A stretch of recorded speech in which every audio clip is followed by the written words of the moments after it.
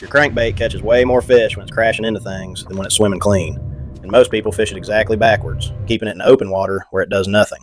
Here's the secret. It's called deflection, and it's the whole reason a crankbait works. When your crankbait digs down and slams into a rock, ticks a stump, or bangs off a dock piling, it deflects. It suddenly changes direction and darts erratically for a split second.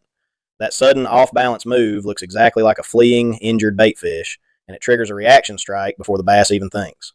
A crankbait swimming clean and steady through open water gives a bass all the time in the world to look at it and refuse it. A crankbait ricocheting off cover gives her a half second to react, and reaction is what catches fish. So pick a crankbait that dives to the depth where the cover is. You want it actually reaching the rocks, the wood, the bottom. Then crank it into that stuff on purpose. Feel it bump, tick, and deflect.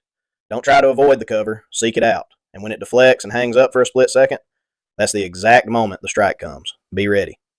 Most crankbait bites happen right after contact. Stop reeling it clean through open water. Bang it into the rocks, grind it over the wood, and let that deflection trigger the bite. Contact is the whole point. The full crankbait guide is inside my ebook, Bass Fishing Mastery. It's right below this video.